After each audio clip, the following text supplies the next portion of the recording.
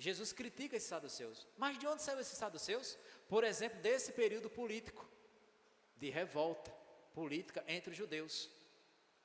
E esse período político entre os judeus era um período que eles acreditavam que a solução para os seus problemas era meramente material.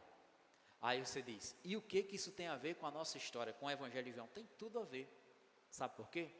Porque João, quando ele está dizendo assim que o outro João, que era um homem puro, que era um grande líder, que multidões iam até o outro lado do Rio Jordão, no deserto, para serem batizadas por ele, esse João e qualquer outro ser humano que existiu antes da luz ter chegado, ele não era a luz do mundo, ele não era a solução para a humanidade, ele não poderia trazer segurança para a vida.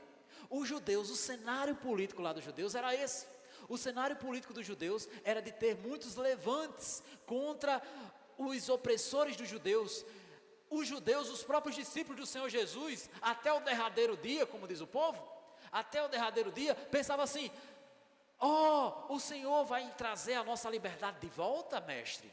O Senhor vai nos trazer da opressão dos romanos? Os próprios discípulos do Senhor Jesus não entendiam que Jesus Cristo, Ele não era um líder humano, não era um líder temporal, passageiro. Os judeus e os discípulos pensavam que Jesus era mais um revolucionário, como os macabeus foram lá, como a apostasia, a frieza no coração começou a vir entre os sacerdotes, aqueles que tomavam conta. Olha que coisa séria, irmãos.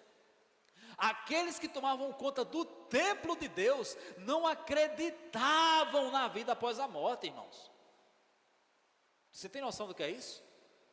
Aí João, o apóstolo, está dizendo aqui: olha, João Batista não é a luz, nenhum outro homem é a luz, não é nenhum revolucionário, não é nenhum sacerdote, não é ninguém. Sabe por que eu quero dizer isso? Eu estou enfatizando isso, irmãos, porque nós precisamos ter noção que Jesus, Ele é a luz dos homens. Nós não podemos colocar ninguém no lugar de Jesus.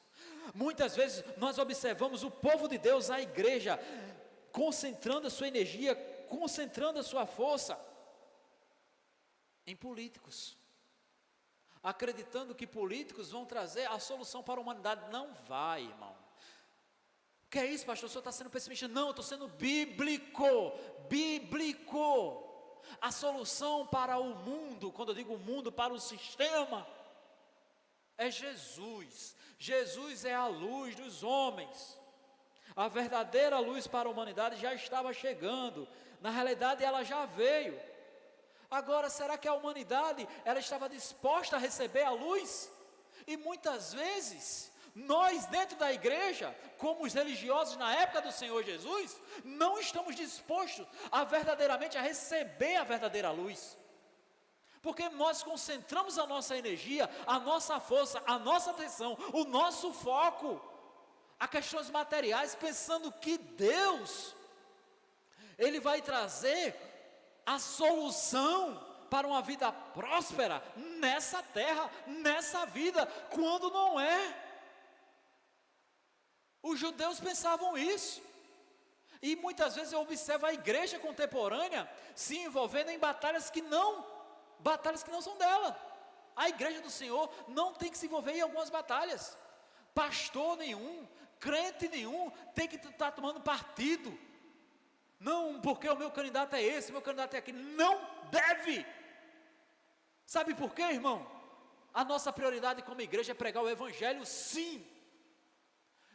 E entenda bem, falo isso no meio do povo evangélico mesmo, no meio do povo de Deus. Há 500 anos atrás, para ser mais específico, há quase 504 anos atrás, em 31 de outubro de 1517, lá em Wittenberg, na Alemanha, Martinho Lutero colocou na parede da igreja lá as suas 92 teses contra as heresias da igreja católica romana.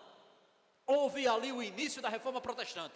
Nós tivemos grandes reformadores que apregoaram que afirmaram: somente Deus, somente as Escrituras, somente a fé, só a graça, somente Jesus. Ponto.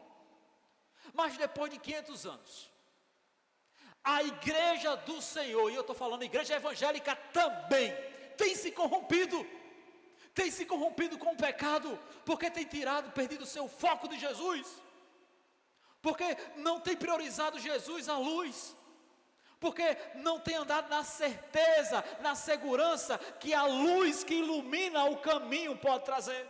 E isso é uma forma de rejeição. Isso é uma forma de rejeição a Deus. O povo de Deus tem que entender, meu brother. Nós precisamos entender que vamos viver em paz, sim. E agora precisa ter fé. Senão seremos materialistas, igual os judeus eram, acreditando que viria um Messias, um líder político, para trazer a libertação da opressão dos romanos. Nada disso. Só vai haver a perfeição, novos céus e a nova terra, quando Jesus voltar. Quando Jesus voltar, e ele disse que vai voltar, ele não mente não, viu? Quando Jesus voltar e levar a sua igreja, e vamos ver, o próprio João fala isso em Apocalipse, os céus abertos, e a nova Jerusalém descendo, e lá não vai ter mais dor, não vai ter mais tristeza, como Isaías fala, vai ter, como é que é, o leão comendo junto da gazela lá, tudo vai ser um paraíso, vai ser uma bênção, meu brother. Não espera que é aqui. Muitas vezes nós concentramos o nosso foco em outras pessoas, em seres humanos. Aqui o apóstolo João faz questão de enfatizar: por mais que João Batista fosse profeta, homem de Deus, fosse zeloso, ele não era a luz é Jesus.